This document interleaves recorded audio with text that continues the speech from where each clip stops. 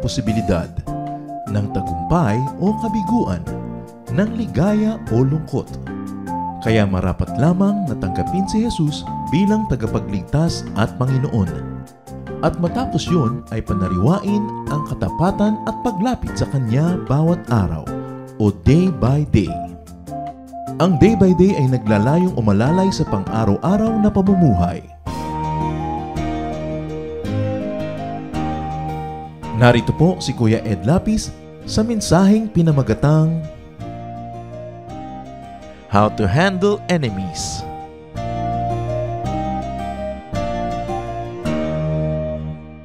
Matthew 5:44, Jesus says, love your enemies. Isa sa mga pinakamahirap maintindihan at mahirap sundin, but just the same, these were the words of Jesus. Daily life could actually produce enemies for us. Kumisan tayo ang may likha, kumisan naman, hindi natin sinasadya, nagkakaroon tayo ng mga enemies. How to handle enemies? Dear Lord, we ask you to give us wisdom so that we may not only survive, but also have joy in life in spite of having enemies. Teach us how to deal with this very true and very actual reality of our daily lives. Kayo ang manguna, magturo, umakay sa amin. At mga Panginoon, lahat po na aming kakulangan, punan nyo. At ngayon, hinihiling namin kayong mag-aral, kayo po magturo sa amin. We ask you, we seek you in the name of your Son, Jesus. How do you handle enemies? First of all, don't make enemies. Na gagawa naman ng paraan yan na huwag tayong lumikha, huwag tayo ang magsadya, at huwag tayo ang manguna sa paggawa ng kaaway. Proverbs 20 verse 3, it makes you look good when you avoid a fight. Only fools love to quarrel.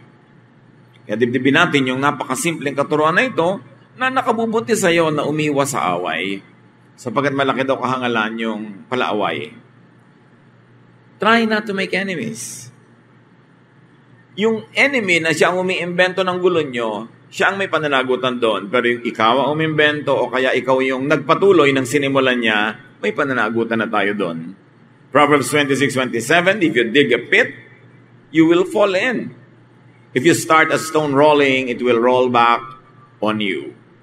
So para kang dumudura sa langit, sa mukha mo rin malalaglag ang iyong dura. Ganun ang paggawa ng kaaway. Pagka meron kang nilikha na patibong para sa kanya, ikaw ang mahuhulog doon. Ang gulong ginagawa mo, ikaw ang magugulo. However, if it can be avoided, at least minimize making enemies. Kumisan, sa paggawa mo ng tama, doon ka nagkakaroon ng kaaway, wala ka na magagawa tungkol doon. Pero paliitin mo pa rin. Pwedeng pakontiin ang makakaaway o aaway sa iyo at pakontiin mo yung degree ng pag-aaway. Proverbs 17:14, the start of an argument is like a water leak. So stop it before real trouble breaks out. Yung mga water leak, kahit sa bahay, konti lang ang simulan yan, patak-patak, pero pagka hindi mo niremedyohan, lumalaki. Ganon din yung mga crack at mga kung ano-ano mga problema, kailangan maliit pa lang, lutasin na. Meron palang nagtatampo ng konti, kausapin mo na. Kasi pagka pinanigasan na niya, yung pagtatampo mas mahirap na magkaayos.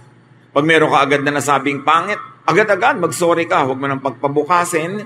Kasi pag tumigas na yung puso nung nasaktan, humihirap para sa kanya ang magpatawad. At humihirap din para sa iyo ang mag-sorry. Pinakamadali mag-sorry right after doing a mistake.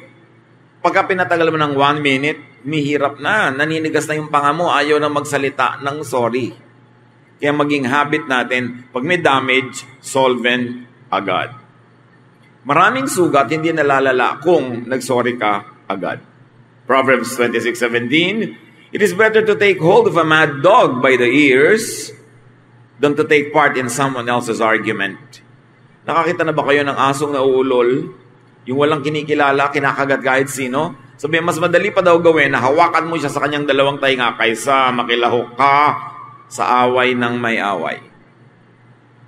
Yung may nagtatalo, nagkakagulo, sasali ka, lalo kung may kakampihan ka pa.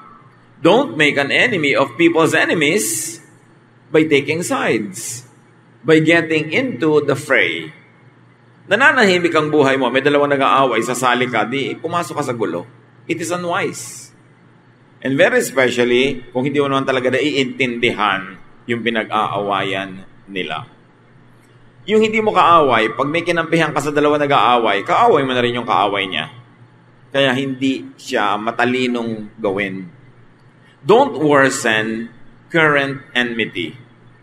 Kung meron na talagang awayan, samaan ng loob, o nando na yon, huwag mo nang palalain. Huwag nang buhusan ng gasolina ang siga, ang apoy. Huwag nang palakihin ang pilas ng napilasan na nga. Huwag nang magdadagdag pa ng salita pag merong nag-away. Tumahimik na lang. Because the more you say something, the more the quarrel prolongs, the bigger the trouble gets. Proverbs 22:3, when you see trouble coming, don't be stupid and walk right into it. Be smart and hide. Pag nakikita mo ng usapan papunta sa away, stop it. Shut up, be smart, and hide. Lalo pag mahal mo sa buhay, asawa mo, magulang mo, kapatid mo, kaibigan mo, office mate mo, yung papainit na ng painit ang usapan, stop it. Keep your tongue, hold your tongue, and if you can, walk away. Para lumamig ang ulo nyo pareho. Lumalamig naman yan. Kaya nga sabi nila, if you're angry, count 10. And if you're very angry, count 100.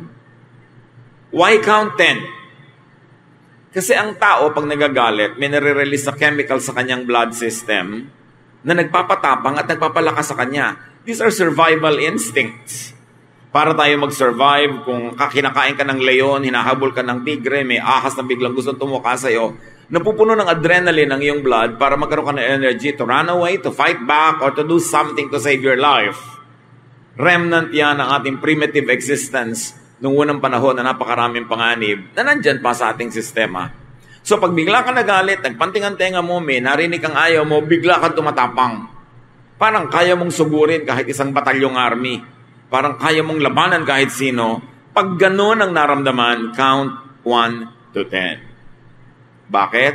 Subukan nyo, mag-count tayo. 1, 2, 3, 4, 5, 6. Ilang kayo? 7, 8, 9, 10. Siguradong hupa na ang galit mo bago mag-10. So may sinabing nakakainis ang asawa mo, gusto mong sabihan din ang nakakainis, count ka muna. Yan ang ginagawa mo. Nagbibilang. Count tayo pareho, daddy. Sabi ko nun, 1, 2. After 10, matatawa na kayo. Kasi lampas na yung silakbo ng damdamin. Yung tinatawag nila kumisang temporary madness na pwede mong gawin iting defense sa court. Palampasin ang galit. Kasi sandaling-sandali lang dahil hindi kaya ng body mo na magkaroon ng adrenaline for too long. It takes a lot to get that energy and it will not stay long. So pag nagalit ka, bago ka magsalita, count 1 to 10, gawin nyo yan, it works. At kung galit na galit ka, count 100. Siguradong nakaalis na siya. Gusto mo mang saktan? Hindi mo na masasaktan kasi wala na. Mas mabuti na yon kaysa mamaya, lifetime ka danunuyo, 5 taon kang nagme-makeup, hindi pa rin sapat. Kaysa napawalan mo ang iyong galit.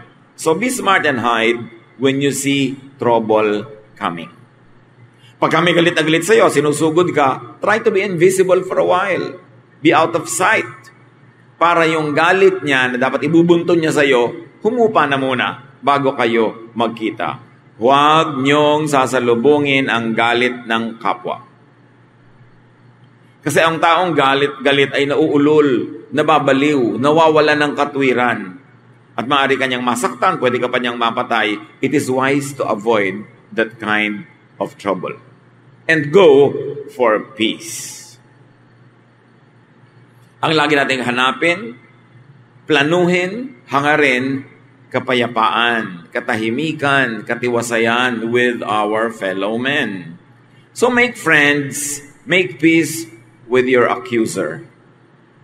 Pag kami nagagalit sa'yo, dinedemanda ka, make friends, especially if he or she is right. Make peace with those that you have wronged. Marami namang taong nagawa natin ng mali, ang hinihintay lang mag-sorry ka. Ang hinihintay lang, aminin mo ang iyong pagkakamali, umihi ka ng tawa at tapos na. Bihirang tao rin yung gustong galit siya, na gusto niya may kagalit ng matagal. Ayaw ng tao no normally. So kung ikaw na maunang magpapakita na gusto mong makipagkasundo, siya man, unless abnormal siya, ay gugustuhin na rin niyang makipagkasundo sa iyo. So 8 out of 10, pag nakipagkasundo ka, makikipagkasundo rin sa iyo. May dalawa man na hindi pumayag, at least dalawa na lang kaysa 10. Yan yung sinasabi natin, minimize your enemies. Jesus says in Matthew 5:25-26, before you are dragged into court, make friends with the person who has accused you of doing wrong. If you don't, you will be handed over to the judge and then to the officer who will put you in jail. I promise that you will not get out until you have paid the last cent you owe. So kung meron kang pinagkakautangan, makipagkasundo ka na agad. Kahit mga credit card na di nyo mabayaran, mga utang na di nyo mabayaran, bago kayo ilagay sa collection department, o bago kayo i-turn over sa collection agency, makipagkasundo na kayo sa bangko. Kung gaano katamis ang ngiti ng bangko pag nagbubukas kayo ng account, at kung gaano kasarap ng mga pag-uusap nila pag nagbubukas kayo ng credit card account. Kung minsan may kape pa, gano'n naman kabalasik ang mga pangungulekta nila pag 2 araw na kayong hindi nakakabayad. Papangit ng papangit ang salita. At kung kayo'y taong maramdamin, daramdamin nyo, masasakatan kayo sa mga sulat ng bangko. Para ba kayong kriminal na hinahabol na nagtatago? Kaya bago mangyari yon, pumunta ka lang sa manager ng bangko o sa inyong bank relations officer, sabihin nyo na ang inyong istorya, makipagkasundo na kayo dahil makikipagkasundo sila kaysa magpunta pa kayo sa court. Hindi kayo makabayad ng malaking utang, sabihin nyo talagang wala akong ibabayad, kahit mo ko kagatin, kahit mo ko kainin, wala akong ibabayad. So, makikipagsettle ako sa iyo, maghuhulog ako ng ganito over this kind of period, and 99% of the time, they will give it. Kesa maging legal issue yan. Iba ang nakikipagkasundo. Baka naman nagkaroon pa kayo ngayon ng ideya kung paano kayo manunuba ng mga utang. Dahil siyempre, kailangan bayaran nyo talaga yan. Importante yon. So, makikipag-ayos. Magandang policy yun sa buhay. Huwag niyong takasan ang naniningil sa inyo dahil lalong nagagalit. Pagka nandyan, harapin nyo. Sabihin niyo ang katotohanan. Makipag-usap kayo at kung nagalit siya, pasensya kayo kasi may utang kayo, hindi niyo nababayaran. Pero para pagtaguan niyo yon, humahanap kayo ng gulo. Kasi challenge niyo siya na lahat ng kapangyarihan, lakas at koneksyon niya, gamitin niya para kayo maparusahan. Samantalang pwede niyo namang tanggalin ang galit niya kung kakausapin ninyo. Do not needlessly sue fools. Huwag nang magdemanda, maghabol, sa tinatawag ng Bible ng mga hangal, wala kayong mapapala. Proverbs 29:9, be wise and don't sue a fool. You won't get satisfaction because all the fool will do is sneer and shout. So huwag makipagtalo, huwag makipag-away, huwag makipag-agawan sa hangal kasi dadaan nila niya sa sigaw. Dadaanin niya sa mga walang katwirang mga salita, lalo lang lalala. So do not argue with fools and do not quarrel with what you might call subordinates or people beneath your station. Kung mas matalino kayo sa kanya, huwag niyong patulan. Kung mas malayo ang naabot niyo at narating, mas marami kayo na-accomplish, mas lalong huwag niyong patulan. Kasi lahat ng yun, itataya niyo sa walang kakwentang-kwentang argumento. Nagpakahirap-hirap kang buuin ang iyong buhay, maging matagumpay, mabunga, tapos sinaksak ka lang ng ice pick sa sentido na matay ka tuloy sa walang kakwenta-kwentang bagay. So huwag kayo nakikipagtalo sa bagay na mas mababa ang lagay kesa sa inyo. Kung minsan yung iba, hindi lang nasuklian ang tama ng jeepney driver, makikipaghampasan ng tubo. It is wise to avoid such troubles dahil mas malaki pa ang gagawin mo sa buhay, mas marami ka pang kikitain, at kung totoo ang iyong inaakala, mas mataas naman ang kalagayan mo sa buhay, bakit mo ibababa para lang doon?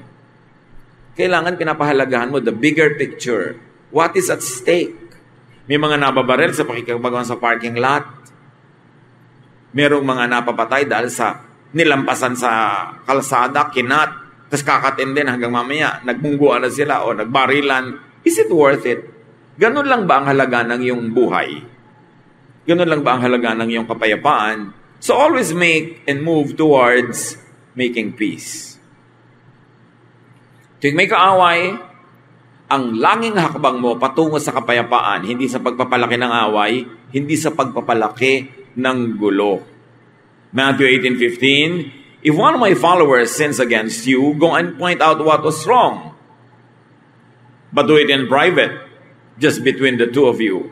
If that person listens, you have won back a follower. Apply it to a friend, apply it to a colleague. Pag na-offend ka, may ginawa siyang mali, puntahan mo quietly, sabihin mo ang iyong nadarama, kung nasaktan ka, sabihin mo, humingi ka ng paliwanag, and most of the time, these people will appreciate your effort, say sorry if they are wrong, and then peace will reign. It is important na pagkagalit ka sa isang tao, may nagawa siyang mali, siya ang kausapin mo, huwag mo siyang ikwento sa iba. Malalaman niya yon, magagalit siya lalo, lalaki ang gulo. So, importante, use peaceable methods and open doors. Kailangan nakabukas ang puso mo para sa goodwill, sa peace, sa areglo. At ikaw mismo ang gumawa ng paraan na kung may nagagalit sa'yo, mawala ang galit niya at kung pwede sana mapalitan ng goodwill. Proverbs 25:21-22. If your enemies are hungry, give them something to eat. And if they are thirsty, give them something to drink. This will be the same as piling burning coals on their heads, and the Lord will reward you. So pagka may kaaway ka daw, nagugutom, pagkakataon mo na yon, may ibibigay kang pagkain, ibigay mo. May kaaway ka na uuhaw, chance mo na. Meron kang ibibigay, ibigay mo yung maiinom niya. Sabi ni Jesus, para mo rin siyang binigyan ng mga bagang nag-aapoy at sinunong mo sa kanyang ulo. Akala nung iba, tinorture mo yung tao. No. Nung araw, walang lighter, walang posporo, walang mga automatic na pinanggagalingan ng apoy. So dapat ang bawat bahay, merong laging burning stove.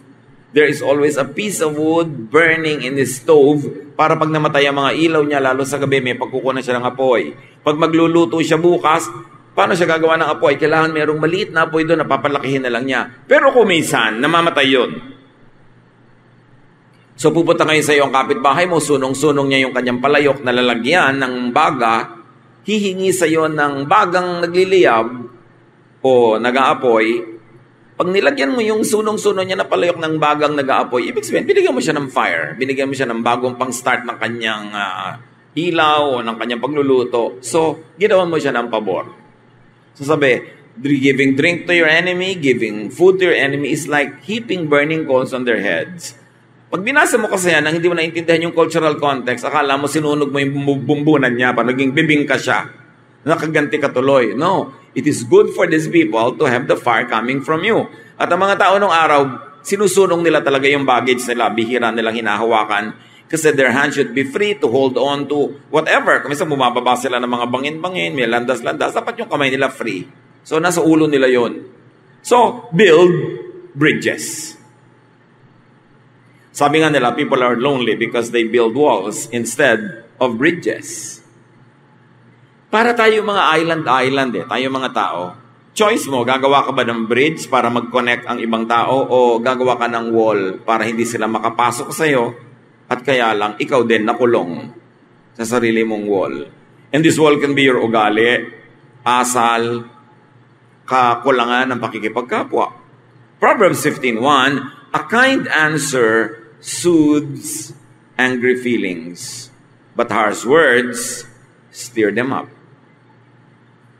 Pag may nagagalit sa'yo, nagtatanong, naninita, pag mabait, malumanay ang iyong sagot, humuhupa ang kanyang galit. You are building bridges. Pero pagka pabalang-balang ang sagot mo, lalo siyang magagalit, you are building walls para hindi kayo magka-connect at magkasundo kahit kailan. So, napakahalaga ang pagpili ng pangungusap. Kahit mga galit na tigre, mga nauulol na aso, may dog whisperer.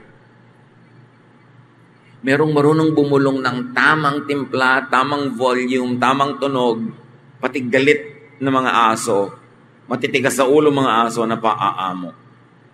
Napakahalaga ang pamimili ng salita. Kaya mabuti pa pagkagalit ka, huwag kang magsasalita eh. Dahil ang laki ng opportunity, chance, na mali ang masabi mo. Nasaktan ka. Ang tendency ng maraming tao, manakit din in return. Pero nasaktan ka, the best is to keep quiet. At pag malamig na yung ulo mo, tsaka mo nalang sasabihin, alam mo, nasaktan ako, na-offend. Kaya sasaktan mo rin siya. Kasi nangyayari na may ginawa siyang mali sa'yo, pero yung sagot mo, mas mali. Ang ending tuloy, kahit siya ang unang gumawa ng mali, ikaw patong sa dulo ay humihingi ng tawad at nagsasorry. Kaya, pag may gumawa ng mali, chance mo na to have the higher moral ground. Ikaw ngayon ang magpapatawad kasi siya ang gumawa ng mali. May iisip din naman niya yun. Pero ang sagot mo sa ginawa niyang mali ay mali din, mamaya ikaw na ang hihingi ng tawad at siya na magpapatawad sa'yo kahit siya ang nagsimula ng gulo. It is wise to be quiet. Kaya sabi nila, speech is silver, silence is gold. There are moments when being silent is much more desirable than being eloquent. Proverbs 25, 9-10, when you and someone else can't get along, don't gossip about it. Others will find out, and your reputation will then be ruined. May kasamaan ka ng loob, bakit kailangan mo ipamalita sa iba? Naghahanap ka ng kakampi, awa, lahat yun negative ang reflection sa'yo. Nakakahanga yung tao na ang tagal palang may dinadala na gulo, sinasarili lang niya. Tapos nalaman mo, hindi siya ang nagbulgar sa'yo, pero hanga ka. Hanga naman ako sa taong to. Meron pala siyang niloloob lang. Hindi na niya inilalabas pa para gumulo. Pero yung taong punta na dito, punta doon, dapo dito, dapo doon, nagdadala ng masasamang balita laban sa kanyang kaaway. Wala namang humahanga sa ganong tao. Hindi rin naman yung nagkakaroon ng kakampi. Lumalala lang ang sitwasyon. So kung may kasamaan ka ng loob, kung may sasabihin ka, dapat sa kanya mo lang sabihin at hindi sa iba para umayos. Although, pwede kang pwedeng pagsabihan, kung napagkakatiwalaan, have and send ambassadors. Lalo sa culture natin, madalas kailangan mo ng padrino, go-between, meron kang gustong kausapin, hinga ng sorry, magsasorry ka, o gusto mong ipahayag na na-offend ka. When you have a good ambassador, your problem is already half solved. An ambassador is someone who will represent you correctly and faithfully para yung magandang resulta ang mangyari at hindi yung pangit ang lumabas. 1 Samuel 19:4. The next morning, Jonathan reminded Saul about the many good things David had done for him. So itong si Saul, gusto niyang patayin si David, ipinaalala sa kanya ni Jonathan na maraming ginawang mabuti sa iyo si David. 2 Samuel 14:28, Absalom lived in Jerusalem for 2 years without seeing his father. He wanted Joab to talk to David for him. So gusto niyang may mamagitan para magkasundo sila. Pero, tandaan niyo mga kapatid, choose your ambassador very well. Kasi merong kausapin mo naman si ano. Nung kinausap niya, lalong nagalit. Lalong nag-away kayo kasi hindi siya marunong magsalita. O kaya talagang likas siyang intrigera o intrigero na sa pagsasalita niya, pangit ang lumalabas, lalong nagagalit yung kausap niya. Kaya kung kayo ay mapapakiusapang maging ambassador o kaya meron kayong opportunity without being asked, be a good and a faithful ambassador. Pag may gustong ipasabi sa inyo si A kay B, yung gustong sabihin ni A ang sabihin nyo, hindi yung gusto nyo. Because as ambassador, you should speak for the person you represent, not for yourself. At maraming nagiging gulo dahil nakikialam yung ambassador, tinutwist niya yung message, iniiba niya ang dating, na iba na yung nuance, na iba na yung shade of meaning, hindi na desirable ang naging effect. Kung kayo ay mapakiusapan, mapagtiwala ang mamagitan, tiyakin yung buti at hindi sama ang magiging bunga ng inyong ministry, ng inyong paglilingkod sa inyong kapwa. And if you want to be at peace with many people, always be ready to make peace offerings. Magbigay ka ng mumunting bagay na thoughtful, ma-appreciate, o kailangan ng tao, malakas yun na magpahupa ng galit. Sabi nga ng Proverbs 21:14, a secret bribe will save you from someone's fierce anger. Kailangan marunong ka magpadulas. Marunong ka magregalo. This is not to corrupt justices. Yan ang masamang bribe. Nagbabribe ka para yung case mo, masama ka, ikaw ang manalo. Yan ang masamang bribe. Pero yung medyo mabagal-bagal at napakabagal ng clerk, inabutan mo ng butong pakwan, bumilis, hindi na masama. Na-motivate siya dahil ginanahan siya. Hindi lahat ng uri ng pagbibigay ng ganito yung masama. Masama ang bribe if it distorts justice. If it gives you a bad and an edge that is not justifiable. But if it's only to motivate people to be nice, to be kind, to be quicker, to be more industrious, it helps you. Proverbs 17:8, a bribe works miracles like a magic charm that brings good luck. So yung taong marunong magregalo, marunong mag-abot, marunong mag-tip, marunong magpasaya ng kapwa, usually pinapasaya din siya. At kung gusto niyo ng very good service sa isang restaurant, siyempre dapat nagtitip kayo. Pero kung nagtip kayo ngayon dahil paalis na kayo, ang good service niyo next visit pa. Kaya kung gusto niyo ng good service this visit, nagsisimula pa lang kayong umorder, ibigay niyo na ang tip. Ito ang para sa iyo. Binigyan mo ba naman ng 15,000? Talaga siguro pinatayo niya lahat ng tao at ikaw lamang ang pinaupo doon. Pinipedicure ka pa habang nagsosopas ka. Mag-abot ka agad. Money talks, and when it does, people listen. Masama ba naman magbigay ka ng tip sa mga waiter na ang liliit ng sweldo? Walang inaantay yung asawa ng pag-uwi, kundi magkano ang natip mo ngayon? So bukas baka kapasal yung pamilya dahil maraming natip. So it's not wrong. Masama lang yung ito tip. Kumupit ka pa sa kusina, dagdagan mo yung take out ko. O iba na yon. Iba siyempre yung marunong ka magpagana, marunong ka magregalo. Akala nung iba, mali yun eh. Mali lang yon pag itutuwid mo yung liko. Kukuha ka ng undue advantage to twist justice. So make peace offerings. And remember, if you want peace in life, pay. May utang ka, bayaran mo, tatahimik ang buhay mo. Meron kang gustong ma-enjoy, bayaran mo. Hindi mo kayang bayaran, magtiis ka, huwag kang mong enjoyin. But don't get free lunch. There is no such thing. Dapat willing kang magbayad. Bayaran mo ng pera, bayaran mo ng services, bayaran mo ng ibang bagay, pero dapat marunong ka magsukli. Huwag kang laging libre at nagpapalibre. And kung merong may utang sa'yo, hindi ko ikamamatay na hindi singilin, ayaw niya magbayad o hindi na niya kaya magbayad, don't collect anymore para tumahimik ang buhay. At pwede mong sabihin, alam mo, hindi na kita sisingilin, so huwag mo na akong iwasan. Kasi kahit naman singil ka ng singil, hindi ka rin nakakasingil, nagagalit siya sa'yo, wala ka rin namang napala, sayang naman yung galit mo. So patawarin mo na. Rebuild damaged friendships. One of the few things that you can never make is to make old friends. You can make new friends, but you cannot make old friends. So napakalaking kamalian to turn old friends into enemies. At napakalaking sayang pag pinayagan mo na ang isang old friend maging enemy mo dahil siya ang nagalit sa'yo, tapos hindi mo sinuyo, hindi mo kinausap. Today, you can make a new friend, pero today ba makakagawa ka ng 30-year-old friendship? No. You can only lose it, but you cannot make it. Kaya ang old friends pinapahalagahan. Hindi ka makaka-invento ng old friend. Ibabalik mo ang panahon. Yung iba, kulang na kulang sa katinoan. Yung mga matatanda at matadati ng kaibigan, yun pa ang inaaway. May pinagsamahan kayo, kilala niyo ng mga ugali ng isa't isa. Doon ka palalayo ang loob, lugi ka. Kailangan pahalagan mo ang old friends. Because life is better with friends.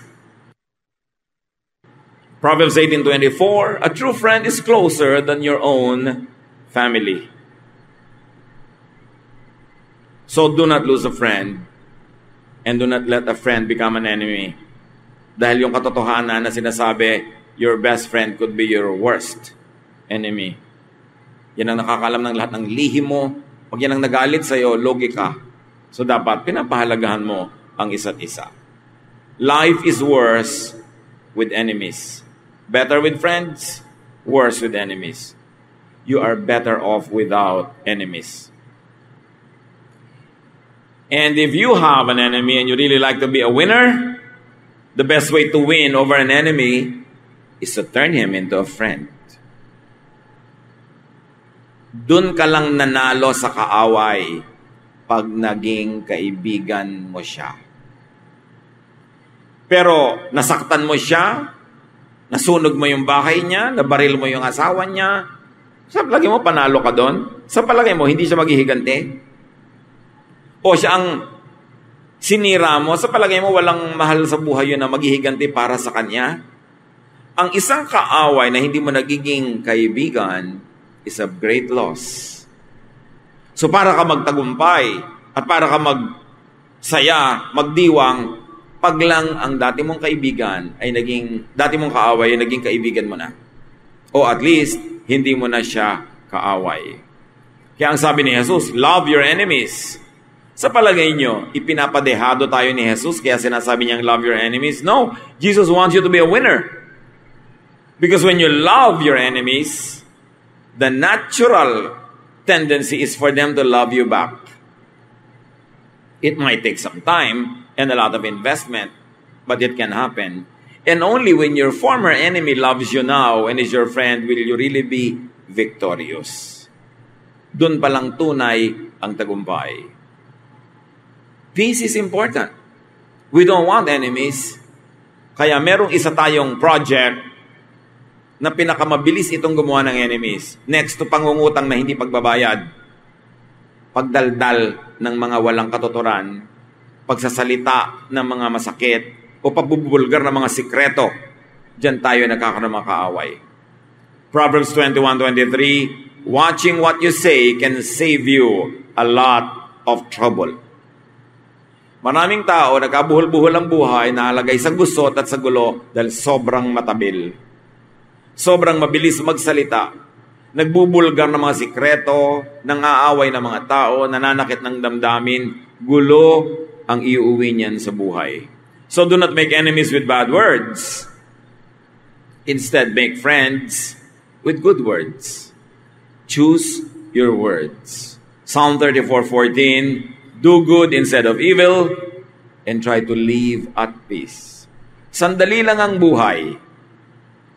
Pag nabuhay ka ng 60, 1/3 of that, tulog ka. So 40 na lang ang natira na years na gising ka. Tapos may kaaway ka pa. Sayang ang panahon. Sayang ang energy. Pag may nakasakay ka sa jeep na nakaaway mo, hindi kayo nagtitingin na nakakapanigas yata ng leeg yung ayaw mo siyang makita. Nagkita kayo sa isang okasyon, gusto mo nang umalis agad, ang hirap ng damdamin mo, sayang ang okasyon.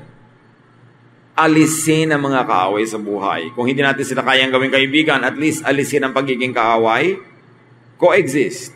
Pero kung kaya mo pang gawing kaibigan, because you know how to give gifts, you know how to say good words, and you know how to be sincere and be kind and loving, then your life will be sweeter and nicer. Kahit anong gawin natin, gumawa ka ng kaaway, gumawa ka ng kaibigan, sandali lang ang oras natin sa mundo. It is nicer kung friends ang mga nakapaligid sa atin, or at least hindi enemies. Sabi ni Jesus, I came that you might have life and have it to the full. And one of the secrets, of course, is being loved by others and loving others, because life becomes infinitely nicer and better when there is love or at least goodwill going around. Dear Lord, teach us to be agents of peace. Turuan niyo kami, Panginoon, na suriin ang mga sarili namin, makita namin kung ano sa mga pananalita, gawi, asal namin ang lumilikha ng kaaway. At ito'y maituwid namin, maitama. Ipakita niyo rin ang mga pamamaraan namin na mabuti, nakagagawa ng mga kaibigan, napapamahal kami sa kapwa, at nang ito'y lalo namin ma-develop. Mga anak nyo kami, O Diyos. We should be agents of peace. We must be loving. And because you love us, you want us to get loved as well. So teach us to be lovable. Teach us to watch our tongues, our lifestyles, so that we will have more friends and less enemies. Pagbulay-bulayan natin mga kapatid, i-apply agad sa ating mga pamilya, sa inyong workplace, sa inyong mga kaibigan, and then to your greater and bigger community. Dear Lord, while your people are silent before you for a while, give everyone wisdom to apply these powerful truths in everyone's daily life.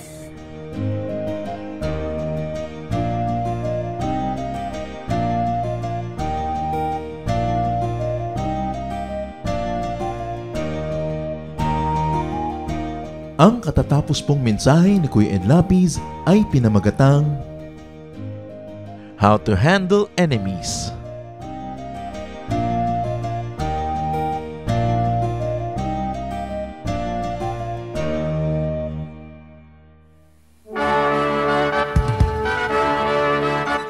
Halina't sama-samang sumamba at magdiwang sa Day by Day Jesus Celebration kasama si Kuya Ed Lapiz. Bulwagan ng Panginoon PICC, one Sunday a month, Philippine International Convention Center, Rojas Boulevard, Pasay City. All other Sundays sa mga day-by-day mini-bulwagan ang pagtitipon. Para sa buwan ng Enero, gaganapin ito sa January 19, 2025.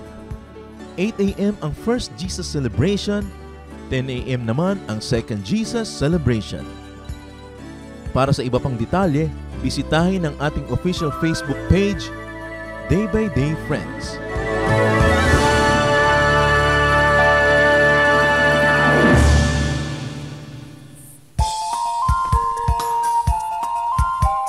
Ako po si Pastor Jerry Salvador at inaayahan po namin kayo na dumalo at makisaya sa Jesus Celebration sa ating Day by Day Gati Jesus Ministries tuwing linggo sa ganap na ikasyam ng umaga sa Gatid, Santa Cruz, Laguna.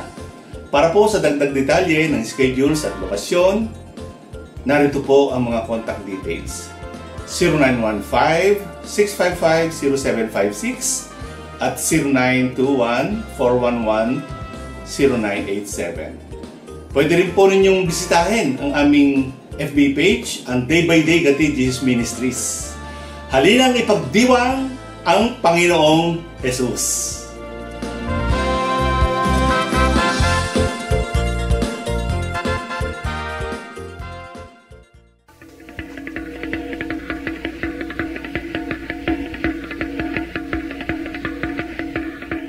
Maraming kasaysayan ang musika ng ating bayan at pawang lahat yon ay mga hiyas ng ating lahi. Ang isang instrumento na napakagandang pagtuunan ng pansin ay ang gimbal ng mga mansaka.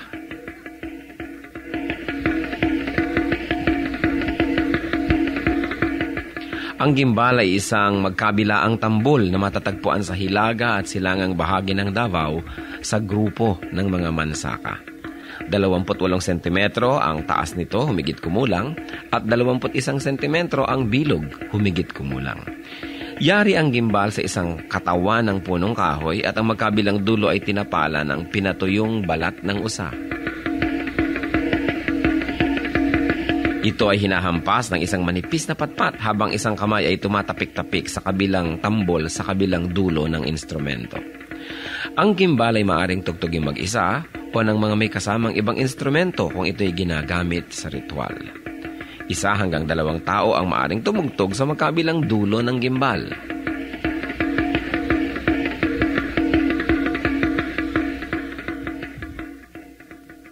Kadalasan, ang gimbal ay tinutugtog bilang saliw sa sayaw na ang karaniway kung ano-ano ang pangalan ng tugtugin ay siya ring pangalan ng sayaw. Kung ano ang tawag sa instrumentong ginagamit ay nagiging tawag din sa sayaw mismo. Kung minsan ang gimbal naman ay tinutugtog sa paglalarawan ng kalikasan, halimbawa ang mabilis na pag-agos ng tubig sa batis.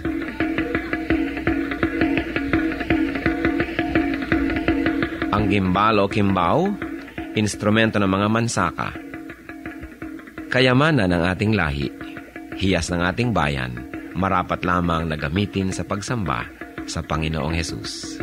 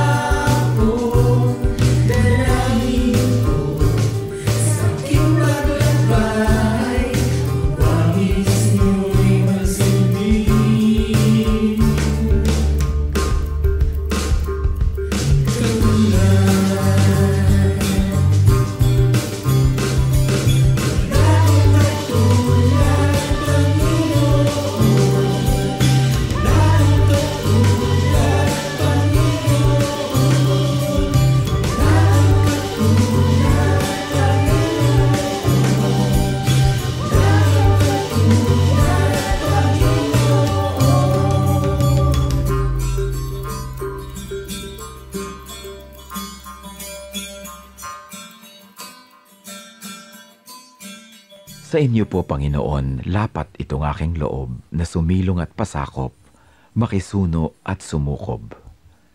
Sa tuwing kayo'y lalapitan ay lagi nang gumagabay, taus-pusong lumilingap sa bawat pusong sugatan.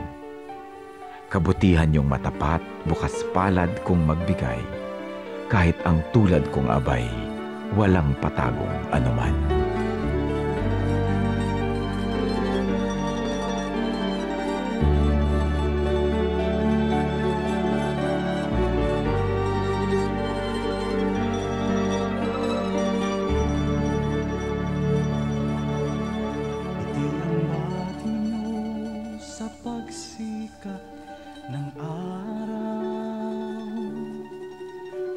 sa karilagan ng takip siling. At sa kandili nyo ako'y hindi maliligaw. Datnan man ang unos sa lalim ng dilim.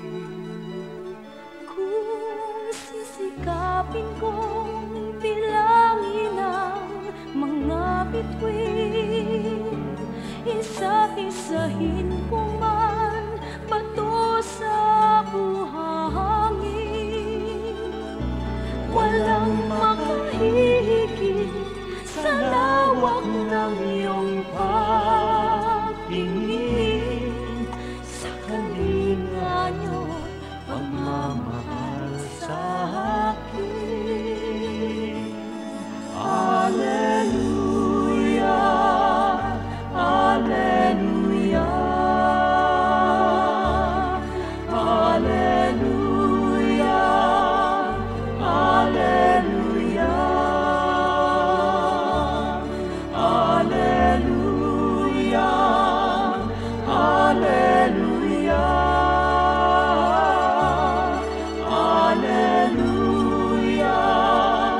Alleluia,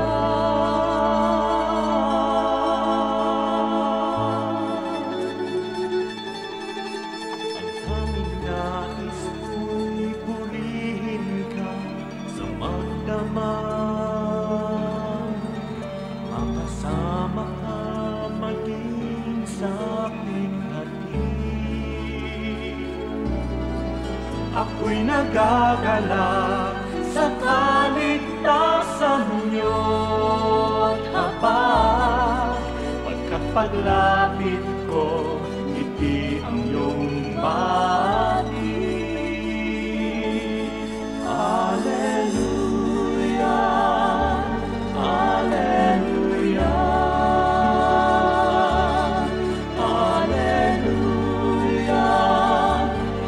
Alleluia, Alleluia, Alleluia, Alleluia, Alleluia.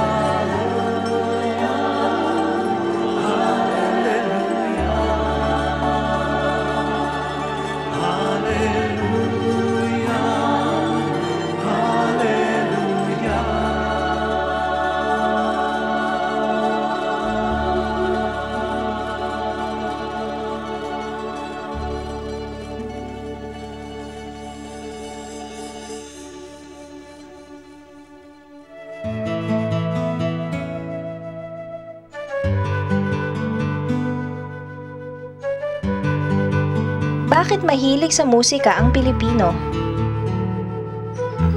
Kasi tayo spiritual people at ang music ay isa sa mga pinakamadaling paraan para yung nasa physical world ay makaunawa, makaintindi ng mga spiritual impulses. Ang ating emosyon, ang ating spirit, ang ating mga nadarama is best expressed in music.